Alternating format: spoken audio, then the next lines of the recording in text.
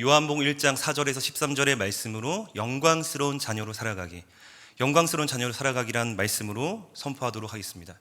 오늘 우리가 읽은 요한복음 1장은 요한복음 전체의 서론에 해당되는 말씀입니다. 요한복음 전체에서 요한이 이 책을 쓴 목적은 다름 아닌 예수님이 누구신지, 그 예수님이 우리에게 어떤 분이신지를 알고 믿고 그분을 힘입어 생명을 얻게 하기 위함이다. 그 요한복음 20장 31절에도 이제 말씀하고 있습니다. 그러므로 다른 사복음서와 달리 이 요한복음은 1장부터 예수님이 누구신지에 대해 우리에게 풍성히 알려주며 시작을 합니다. 오늘 본문의 전 문맥인 요한복음 1장 1절에서 3절의 말씀입니다. 태초에 말씀이 계시니라. 이 말씀이 하나님과 함께 계셨으니 이 말씀은 곧 하나님이시니라.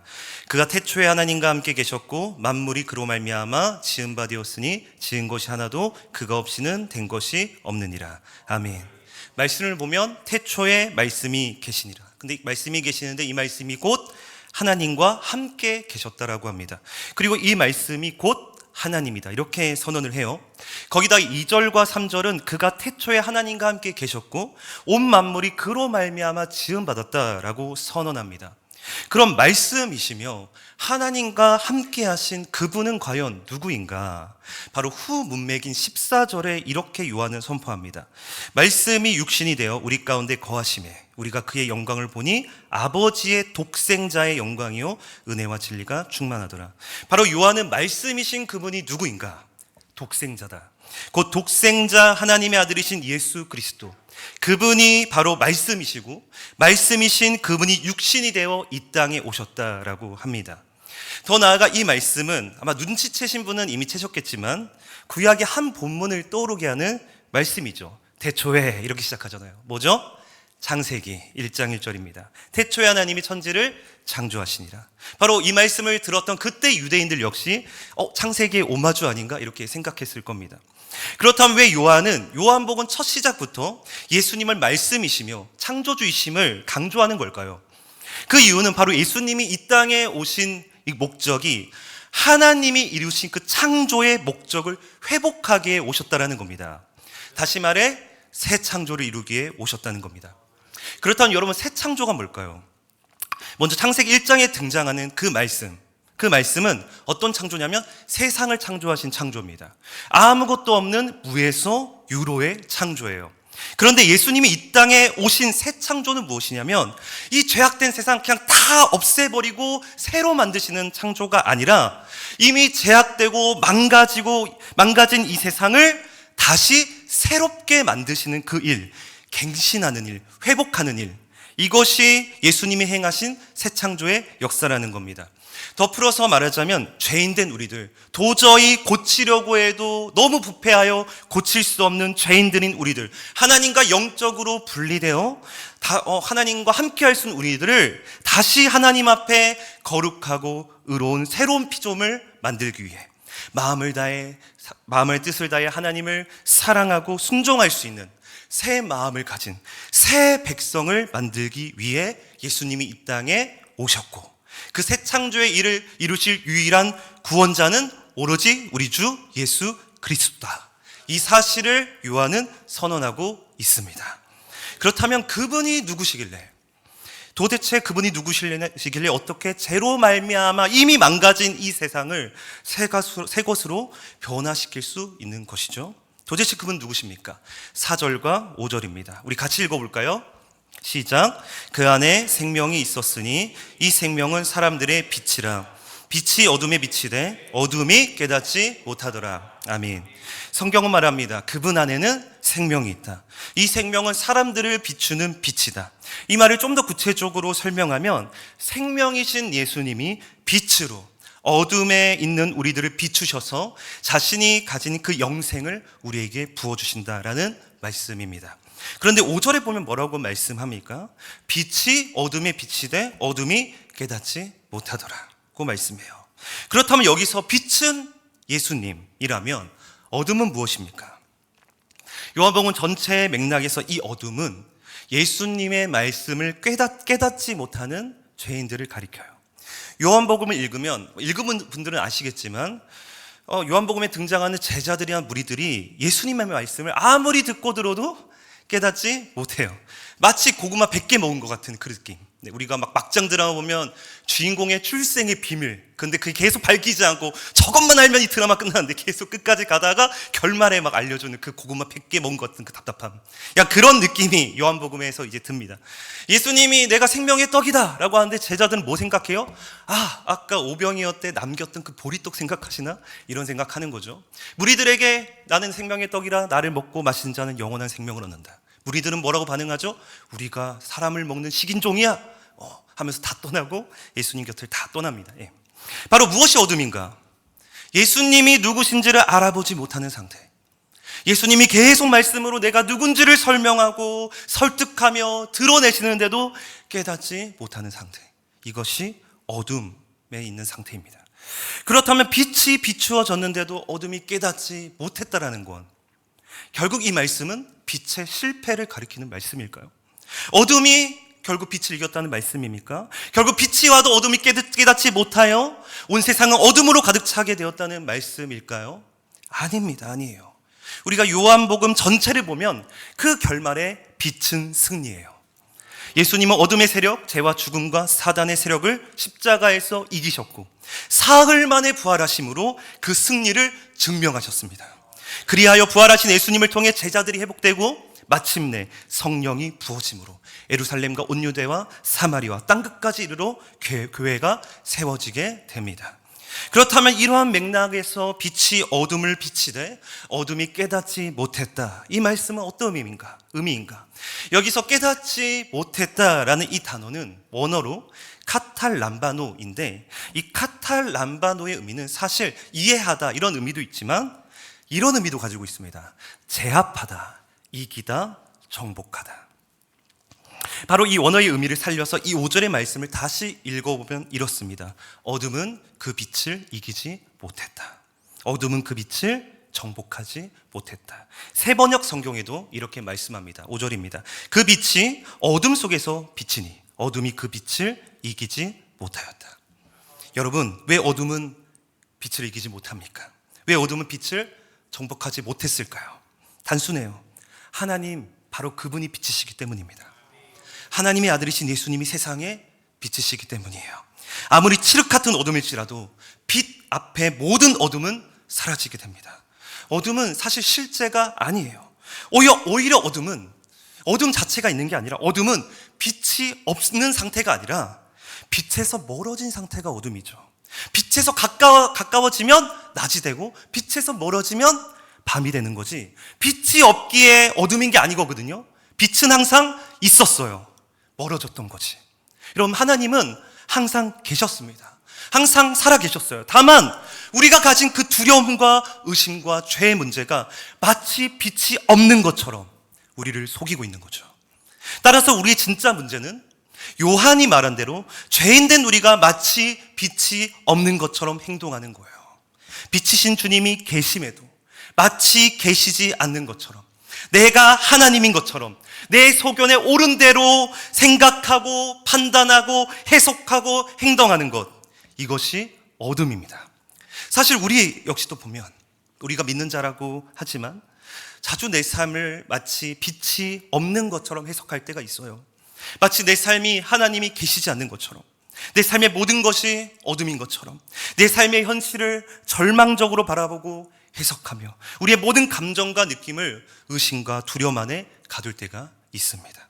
구약의 룻기에도 보면 룻기 1장에 나오미 역시 그러한 여인이었습니다. 나오미는 어떤 여인이었습니까? 그녀는 유대 베들레헴이 흉년이 들자 이방 땅인 모압 땅으로 이사를 갑니다. 이사를 가요. 근데 그곳에서 남편을 잃습니다. 자신의 생명과도 같은 사랑하는 두 아들까지 죽게 돼요. 그렇게 모든 걸 잃고 베들레헴으로 돌아온 나오미는 사람들에게 이제는 자신을 나오미라 부르지 말고 마라라고 불러라고 합니다. 원래 이름이 나오미의 이름의 뜻은 기쁨이거든요. 그런데 나오미는 이 기쁨이라는 이름을 버리고 나는 마라다, 나는 고통이다, 내 인생은 끝났다, 이렇게 말해요. 왜 그럴까요? 룻기 1장 20절입니다. 나오미가 그들에게 이르되 나를 나오미라 부르지 말고 나를 말하라 부르라. 이는 전능자가 나를 심히 괴롭게 하셨음이니라. 남편 잃고 두 아들 잃고 모든 걸 잃은 그녀는 이 모든 일이 하나님의 심판으로 보였습니다. 하나님이 나를 버리셨기 때문에 이런 일이 일어났다. 그분은 나를 사랑하시지 않았다. 오히려 나의 그 죄 때문에 나를 버리셨다. 그러므로 나는 말하다. 내 인생에 하나님은 계시지 않았다. 그렇게 고백합니다. 여러분, 그렇다면 그 나오미의 말이 정말 사실입니까? 그녀가 처한 상황은 물론 그렇게 말할 수밖에 없는, 도저히 상상할 수 없는 고통이 많은데 그녀의 말이 사실이에요? 아니잖아요. 하나님은 여전히 살아계십니다. 그리고 하나님은 나오미를 위해 이미 보아스를 준비하고 계셨습니다. 거기다 나오미를 붙쫓았던 여인이 있었어요. 누군가요? 룻이 있었죠. 룻이 나오미를 먹여 살려요. 룻이 나오미와 보아스를 연결시켜 줍니다. 그리고 그때는 어떤 때였는가? 나오미가 왔을 때 그때는 베들레헴이 흉년이 지나 보리가 추수하던 그 시기, 보리 추수가 시작하던 그 시기예요. 그 시기는 곡식이 남아돌아 길가의 거렁뱅이조차 배불리 먹고 살아갈 수 있었던 그 시기. 하나님 그때 나오미를 부르셨다라는 거, 하나님 여전히 나오미와 함께 하셨다라는 거, 하나님 그 뜻을 계속해서 그의 인생 가운데 이루고 계셨습니다. 다만 그녀의 어둠, 그녀가 마주한 절망, 그 고통이 마치 빛이 없는 것처럼 바라보게 만든 것이죠. 사랑하는 여러분, 우리에게 있어서 하나님을 보지 못하게 만드는 어둠이 있다면 무엇입니까? 하나님을 믿고 어떻게든 뭔가 예배 때 은혜 받고 어떻게든 살아가려고 다시 했는데 어느 순간 어떤 문제를 딱 마주했을 때, 어떤 말들을 딱 들었을 때, 어떤 사람의 표정을 딱 봤을 때, 그 느낌을 받았을 때 순식간에 내 마음을 두려움과 의심으로 가득 차게 만들었던 그 문제, 그 죄의 문제들, 어떤 것들이 있습니까? 여러분들은 그 어둠을 어떻게 대처하고 계셨습니까? 과연 우리는 이 어둠을 어떻게 이겨낼 수 있을까요? 제가 최근에 아내와 이제 대화를 나눴는데요. 항상 대화를 잘 나눠요. 네, 최근에 좀 잘 나눴는데, 지금은 아내가 많이 힘들어 지금도 하지만 1-2년 전만 해도 아내가 정말 힘들어 했습니다. 일과 육아의 스트레스가 최고조로 달했던 시기였던 것 같아요. 네, 아내는 그때 상황을 저에게 이렇게 말했습니다. 정말 아무것도 보이지 않았다고요. 정말 아무것도 보이지 않았다. 너무 캄캄했다. 그런데 감사하게도 최근 대화에서 아내는 이렇게 이야기했어요. 그땐 정말 힘들었는데, 그땐 정말 아무것도 보이지 않았는데. 이게 뭔 말입니까? 그때보다 지금은 좀 낫다는 거잖아요. 지금 뭔가 보인다는 거잖아요. 물론 여러 가지 난간을 넘었기 때문에 이제 뭔가 회복이 된 것도 있겠지만, 그 회복의 시점이 언제였는지를 보니까 아내가 주일 설교를 온전히 듣게 될 때였어요. 아내가 다니는 교회가 있거든요. 작은 교회 있거든요. 아내가 저 없으니 혼자서 애를 데리고 가니까 사무실에서 예배 드리는데 말씀을 못 들었어요. 계속. 그런데 최근에 너무 감사하게 교회가 결단을 해서 이 애기 엄마들이 예배를 드릴 수 있도록 전 성도가 로테이션으로 아기를 봐주기 시작했어요. 그래서 그때부터 본당에서 예배를 드리면서 그 말씀을 듣기 시작했어요. 여러분, 지금 본당에서 예배 드리는 거 정말 하나님의 은혜로 감사하시길 바랍니다. 여러분, 그때 말씀을 듣자 아내가 그때 집에 오자마자 자기가 받은 은혜의 말씀들을 나누기 시작했습니다. 거기서부터 회복이 일어나기 시작했던 거예요. 여러분, 오늘 요한은 예수님이 누구시라고 선언하는가? 예수님은 빛이시다. 어둠을 밝히는 빛이시다. 그럼 그 빛은 무엇으로 비추어지냐면 바로 말씀인 거예요. 왜냐하면 빛이신 예수님이 바로 말씀이시기 때문입니다. 따로 그래서 그 말씀이 우리 마음을 비추면 어떤 어둠이 우리를 장악하고 있을지라도 반드시 물러가게 되어 있어요. 막막했고 정말 아무것도 보이지 않았던 우리의 영적인 눈을 다시금 뜨게 만들어줍니다. 내 삶에 빛이 없었던 게 아니라 늘 빛은 내 삶을 비추고 있었구나. 주님은 늘 언제나 나와 함께 하시고 그분은 살아계시며 오히려 이 사실을 내가 보지 못하여 모든 것을 하나님이 없는 어둠으로 해석하며 불평하며 원망했던, 두려워했던 내 모습을 주님 앞에 회개하면서 더 빛이신 주님을 붙잡게 되는 것이죠. 우리가 잘 아는 찬송가 445장, 태산을 넘어 헝곡에 가도, 그 다음 뭡니까? 빛 가운데로 걸어가며 주께서 나와 함께 하시기로 약속한 말씀 변치 않네. 여러분, 내 삶에서 나를 두렵게 만들고 약하게 만들고 실족하게 만드는 그 어둠이 몰려올 때 우리의 힘으로는 그 어둠을 이길 수 없습니다. 그러나 우리의 빛이신 주님께 나아갈 때, 말씀과 기도의 자리로 나아갈 때, 내 삶의 실제가 어둠이 아닌 여전히 빛 가운데 있음을 우리는 바라보게 될 줄 믿습니다. 그리하여 모든 것이 막 다 불만이었고 원망이었던 내 삶에 정말 어둠처럼 보였던 모든 것들, 그 사람과 나의 환경들이 사실 나에게 가장 좋고 선한 것이었구나, 이것을 새롭게 보게 되는 그 일, 그 해석의 능력은요, 긍정의 사고에서 나오는 것이 아니라 바로 진리로부터 나오는 것입니다. 바로 진리이시며 빛이신 예수 그리스도께 오늘도 나아가는 저와 여러분들에게 간절히 축복합니다.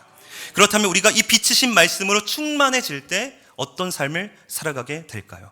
바로 이 빛을 증언하는 증언자로 살아가게 됩니다. 6절과 7절입니다. 같이 읽을까요? 시작. 하나님께로부터 보내심을 받은 사람이 있으니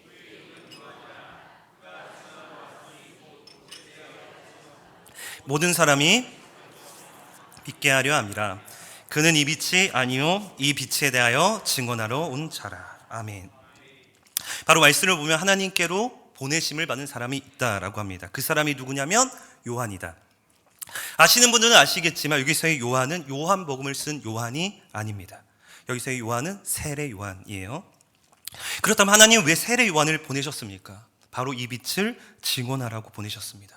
본문에도 보면 증언한다는 말이 무려 3번이나 등장합니다. 반복돼요. 이렇게 3번이나 반복된다는 건 강조를 의미하거든요. 그럼 왜 저자는 세례 요한이 증언하러 온 자임을 강조하고 있는가?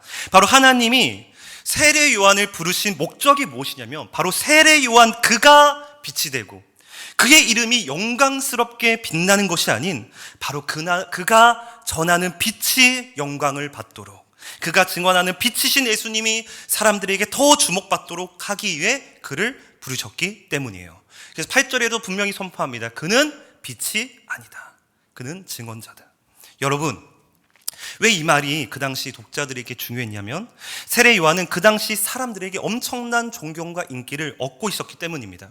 복음서에서도 보면 세례 요한을 따르는 제자들이 있었어요. 그러면서 막 예수님한테 따집니다. 당신 정말 메시아 맞냐고 막 이러잖아요. 거기다 세례 요한은 요단강에서 광야에서 막 세례를 주는데 그를 보기에 온갖 사람들이 다 몰려와서 그 말씀 듣고 회개를 하고 막 세례를 받습니다. 심지어 로마 군인들까지 우리가 어떻게 알고 막 이러면서 막 묻는 거예요. 게다가 유대 땅을 다스리던 헤롯 대왕 역시 세례 요한을 두려워했을 정도로 그의 존재감은 엄청났습니다. 그러나 오늘 성경은 분명히 말해요. 그는 빛이 아니다고요. 그가 아무리 유명할지라도, 그의 말과 그의 삶이 아무리 대단할지라도 그는 그 빛을 증언하는 증언자일 뿐이다 라는 겁니다. 여러분, 우리 이 말씀을 통해 2가지를 생각해 볼 수 있습니다. 첫째, 우리 역시도 세례 요한을 추앙했고 따랐던 사람들과 같이 예수님이 아닌 사람을 주목하는 유혹에 빠질 수 있다는 사실을 기억해야 합니다. 아마도 성도님들마다 자신의 인생에 큰 영향을 준 멘토나 스승이 있을 것입니다.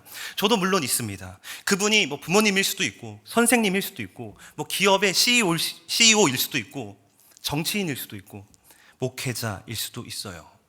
물론 그분들은 정말 대단한 분일 테고 그분들의 말과 삶의 무게는 존경할 만큼 정말 대단하신 분들일 겁니다. 그러나 분명한 건 그들은 빛이 아닙니다. 아무리 훌륭하고 명성 있고 대단한 사람일지라도 우리가 주목하고 따라야 할 분은 사람이 아니라 오직 빛이신 그리스도입니다. 아무리 대단한 사람의 말일지라도 빛 가운데 진리 가운데 다시금 비춰보셔야 돼요. 그리고 그분이 나를 빛이신 그리스도께로 더 나아가는데 도움을 주는 분인지 아니면 반대로 예수님이 아닌 은근히 자신을 자랑하고 자신을 더 주목하게 만드는 사람인지 우린 분별해야 할 것입니다. 그리고 둘째, 우리 역시도 내가 빛이 아니라는 사실을 늘 기억해야 합니다. 왜냐하면 우리가 이 사실을 망각할 때 어떤 일이 일어나냐면 바로 내가 빛이 되어 내가 세상에서 하나님을 보여줘야 한다고 생각하게 돼요. 내가 성공해서, 내가 유명해져서, 내 자녀가 잘 돼서, 세상의 명예와 성공을 이루어서 이것 봐, 나를 봐, 내 자녀를 봐, 하나님 살아계시잖아. 나의 빛남을 통해 이 세상에서 심지어 교회에서까지 나를 자랑하고 증명함으로 하나님을 보여주려고 하는 이 태도는 사실 빛의 반대인 어둠을 향하는 길임을 우리는 기억해야 합니다. 그렇다면 빛의 증언자는 어떠한 자일까요? 바로 빛의 증언자는 가리키는 자예요. 이게 아니에요. 이거예요. 이거죠. 우리가 보통 빛을 증언할 때 빛이 뭔지를 막 이래저래 설명할 수도 있습니다. 아, 빛은 밝은 거고, 빛은 하늘에 떠 있고, 빛은 되게 뜨겁고, 이렇게 설명할 수 있죠. 그런데 더 확실한 증언은 뭡니까? 하늘에 떠 있는 저 빛을 손가락으로 가리키면서 저게 바로 빛이야, 저게 바로 태양이야, 가리키는 겁니다. 세례 요한도 그렇게 가리켰고 증언했죠. 바로 저분이 세상 죄를 지고 가는 하나님의 어린 양이다. 보라, 저분이 그리스도다. 여러분, 바로 빛을 받는 우리는 가리키는 자가 되는데 익숙해져야 합니다. 그리고 정말 우리가 이 빛이신 예수님을 믿고 그분을 영광스럽게 바라보며 살고 있다면 우린 자연스럽게 우리 자신을 자랑하거나 증명하려고 하지 않아요. 오히려 현재 내가 너무나도 주목하고 있고 기뻐하고 있는 그 영광스러운 빛이신 주님을 자연스레 흘러보내는 그런 증언하는 삶을 살아가게 됩니다. 제가 어떤 한 교회에서 화장실 청소하는 권사님을 우연히 마주친 적이 있어요. 이제 볼일을 보러 가는데 권사님이 청소를 하고 계시는 겁니다. 근데 그 청소하는 시간이 교회에 보통 사람이 다니는 오는 시간대가 아니에요. 되게 새벽과 그 아침 그 사이 이른 아침이었습니다. 제가 권사님께 인사하면서 왜 이 시간에 하시냐고, 피곤하지 않으시냐고 이렇게 물었어요. 그런데 권사님이 이렇게 말씀하시는 거예요. 남들이 볼까 봐 안 볼 때 하시려고 그렇게 일찍 오셨다라는 겁니다. 제가 힘드시겠네요 하니까 하나도 안 힘들다고, 기쁘다고, 기뻐서 한다고, 기뻐서 한다고 말씀하시는 거예요. 제가 그때 그 순간 그 권사님의 말과 태도에 압도당했습니다. 이분은 나도 보지 못하는 하나님의 영광을 보는 분으로 보였어요. 그리고 자연스럽게도 저도 그분을 통해 예수님을 보았습니다.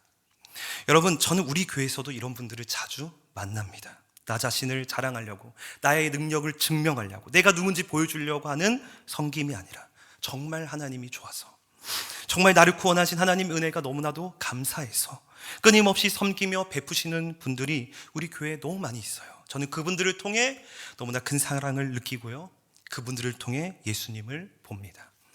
여러분, 우리는 내가 누군지, 내가 어떤 사람인지를 다른 사람에게 자랑하고 증명하기 위해 부름받은 자들이 아니에요. 세상은 그렇죠. 우리는 아니에요.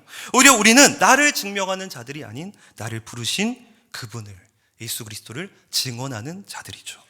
알로 우리가 그분을 진심으로 증언하는 삶을 살아갈 때 우리의 모든 섬김과 사랑과 봉사와 헌신이 정말 그분의 은혜와 사랑이 동기가 되어 그분을 어떻게든 그분을 막 전하고자 할 때에 오히려 나의 약함과 어둠이 가려지고 모든 사람들이 이런 나를 통해 예수 그리스도를 보게 되는 놀라운 영광에 참여하게 된다라는 것이죠.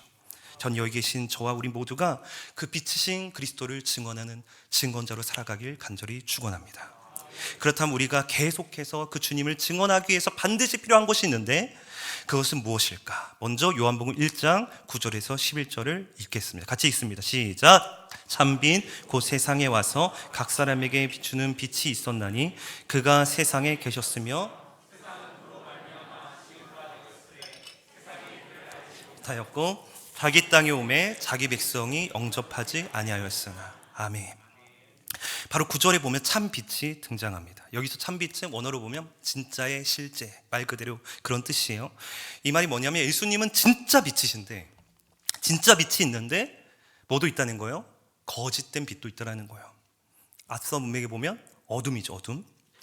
그리하여 사람들이 이 거짓된 빛인 어둠의 지배당해 참된 빛이신 예수님을 알지 못하고 영접하지 못했다라고 합니다. 심지어 11절에 보면 자기 땅에 오매 자기 백성이 영접하지 아니하였다. 이 말은 정말 문자 그대로 예수님은 자기 땅에 오셨어요. 유대 땅 베들레헴에서 태어나셨고 유대인들에게 먼저 복음을 전하셨는데 정작 그들은 예수님을 영접하지 않았습니다.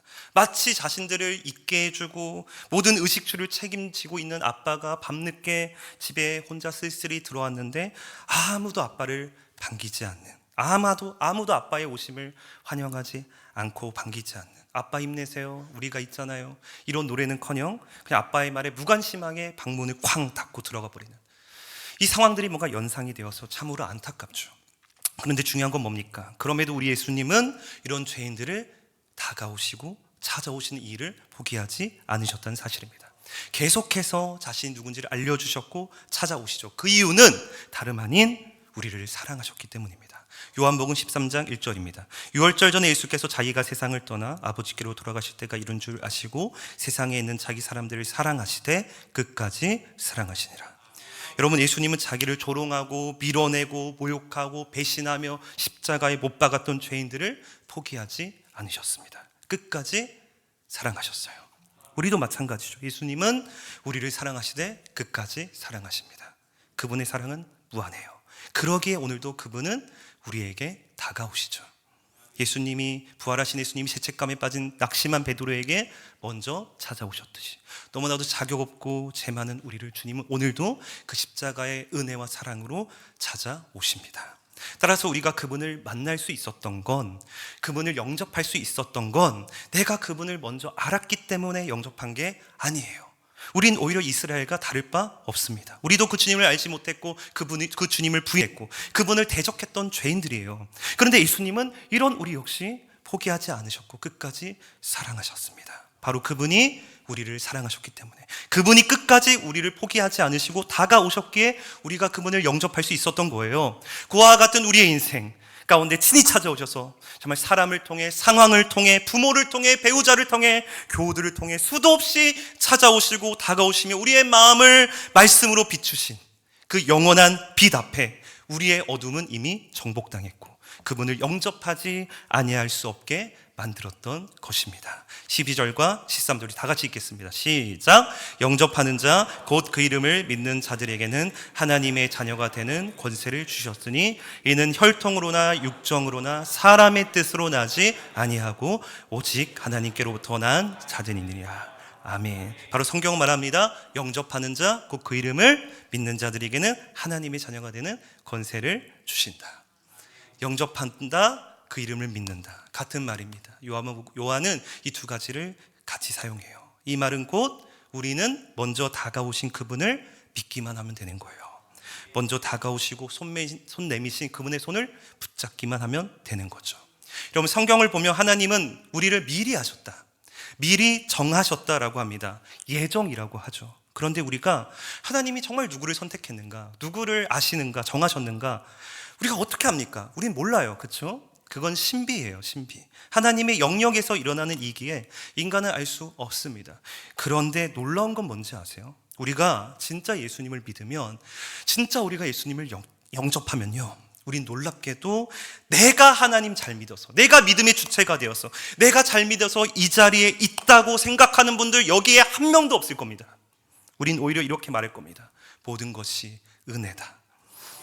나를 부르시고 나를 예수님을 믿도록 여기까지 인도하신 분이 내가 아니라 하나님이심을, 심지어 더 나아가 하나님 태초 전부터, 이 세상이 있기 전부터 나를 아셨고 선택하셨고 사랑하셨다는 이 놀라운, 정말 말할 수 없는 은혜의 사실이 우리의 믿음의 정 가운데 더 확신되어지고 경험되어지는 걸 우리는 이미 누리고 있어요. 그러므로 요한은 13절에 이렇게 말한 거예요. 이는 혈통으로나 육정으로나 사람의 뜻으로 나지 아니하고 오직 하나님께로부터 난 자들이다. 여러분, 우리가 예수님을 믿을 수 있었던 것, 예수님을 영접할 수 있었던 것, 나 같은 죄인이 하나님의 자녀가 될 수 있었던 것, 이 모든 것은 은혜이며 하나님이 하신 일인 줄 믿습니다. 더 나아가 우린 구원받은 그때만 모든 것이 은혜이며 모든 것이 하나님이 하신 일임을 믿었던 게 아니라 지금 현재, 지금 우린 이 은혜를 믿고 살아가는 자들이에요. 우리에게 일어나는 모든 일들은 내가 한 게 아니죠. 하나님이 하신 일입니다. 우리에게 일어나는 모든 일들, 심지어 내가 좋아 보이지 않는 그 일들까지도, 내가 정말 겪는데 너무 힘든, 내가 만나는 그 사람들 너무나 마음에 들지 않는 그 상황까지도, 때로는 너무나 캄캄한 어둠처럼 보여도 우리는 이 모든 것들도 하나님이 내게 주신 것이라면, 이 모든 것도 하나님 내게 주신 것이라면 그분이 하실 것임을 믿기에 오히려 이 일을 통해 더 주님께 영광을 돌리며 더 빛의 증언자로 우리를 빚어가시는 선하신 하나님을 믿기에 오늘도 그 믿음으로 담대하게 나아가는 거예요. 왜 하나님은 우리에게 선하십니까? 왜 하나님은 우리에게 오늘도 좋은 걸 주시죠? 그분은 우리의 아버지시기 때문이에요. 우리는 그분의 자녀이기 때문입니다. 이것이 자녀된 권세입니다. 이 권세는 지위를 말하는 거거든요. 이 말은 우리의 자녀된 권세, 이 자녀의 지위와 권리는 우리의 상황과 나의 상태에 따라 달라지거나 없어지지 않는다는 거예요. 내가 죄를 짓는다고 사라지지 않아요. 내 상황이 나빠지고 힘들어지고 어려워진다고 없어지지 않습니다. 왜냐하면 이 자녀된 권세는 나로부터 나오는 것이 아니라 위로부터 나오는 것이기 때문이에요. 아버지로부터 오는 것이기 때문입니다. 우리가 기도하다 보면 막힌다라는 말을 씁니다. 근데 사실 신자의 기도란 막히는 게 없어요. 불신자들은 막히죠, 당연히. 그런데 예수님을 믿는 우리의 기도는 막힘이 없습니다. 왜냐하면 우리 모두는 그리스도 안에서 하나님의 자녀이기 때문이에요. 하나님은 우리의 아버지이기 때문에 우리의 모든 기도를 들으십니다. 물론 우리의 상황, 감정, 영적인 상태에 따라 기도가 잘 안 되는 것처럼 느껴질 수도 있죠. 그러나 그럼에도 우리 아버지는 나의 기도를 다 들으십니다. 자격 없는 내 힘이 아닌 오직 예수 그리스도의 이름을 의지하여 오늘도 나아갈 수 있는 그 기도, 그 예배, 이것이 하나님의 자녀가 누릴 수 있는 최고의 변함없는 권세라는 사실 믿으시길 소망합니다. 그러므로 오늘도 이 말씀을 의지하여 기도합시다. 우리의 모든 삶의 어둠을 밝히 비추시는 빛이신 주님을 바라보길 원합니다. 우리의 모든 기도를 들으신 하나님 아버지, 그분으로부터 오는 영광스러운 자녀된 신분, 오늘도 다시금 확신하며 믿음으로 나아가는 저와 우리 모두가 되길 주님의 이름으로 축복합니다. 우리 같이 찬양